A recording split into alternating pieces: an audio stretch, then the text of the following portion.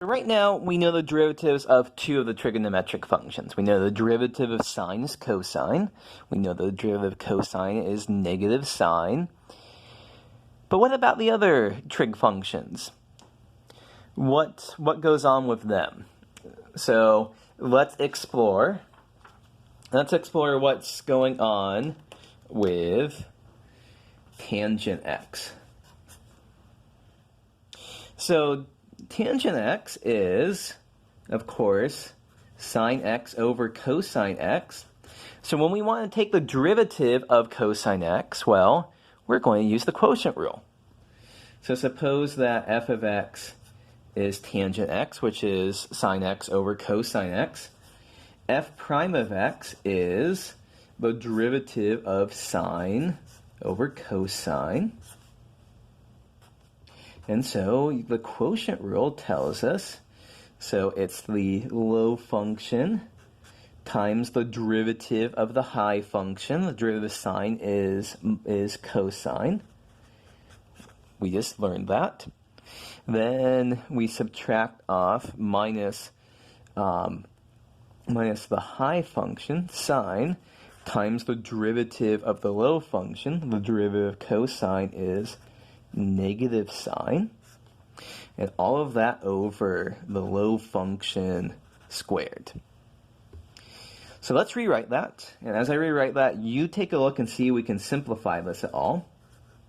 It's cosine squared x plus sine squared x, all of that over cosine of x, quantity squared. And I think we know what the numerator here is. That's equal to 1. So we have 1 over cosine x, quantity squared. And so in one sense we could just stop here, or we could say this cosine squared x is a cosmetic change. So hooray, we found the derivative of tangent. But there's another way that we could write this, and this is the most common one in textbooks and stuff like that. Well, this is 1 over cosine of x, all of that squared, and cosine x is secant of x. So what do we conclude?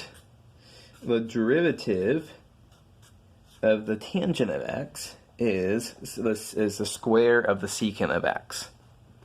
So we can now add this to our list of trig functions that we know the derivatives of.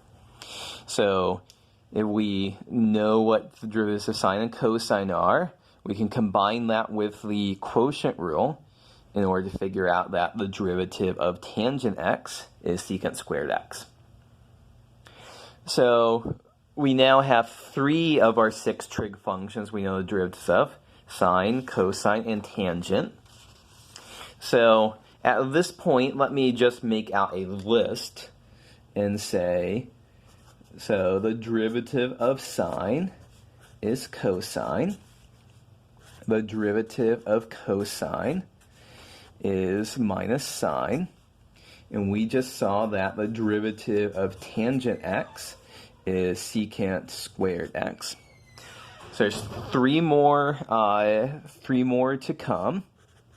The derivative of secant x is secant x times tangent x. The derivative of cotangent x is negative cosecant squared x.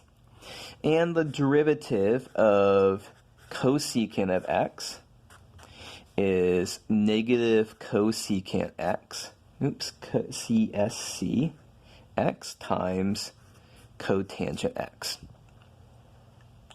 So this is a complete chart. We now have the derivatives of all 6 trig functions that we care about right now.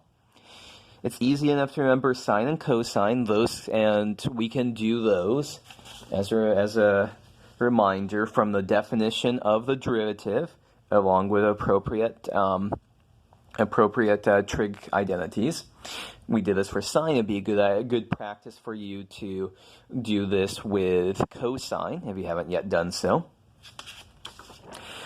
As for as for the others, tangent, cotangent, secant, cosecant, we just work through that, how to find the derivative of tangent using the quotient rule. And then we want to do the others, we can approach them in much the same way. So for secant of x, we want to say, what's the derivative of secant of x? Well, that's the derivative of 1 over cosine x.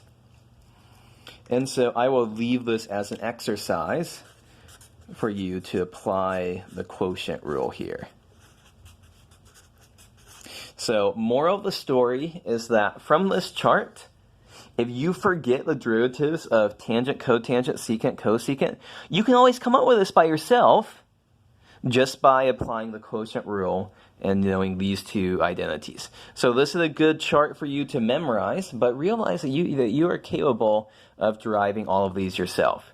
It would be a good exercise for you at this point to see if you can finish working out the derivative of secant x, and then work out the derivatives of cotangent and cosecant, because you've got the answers here so that you can check them.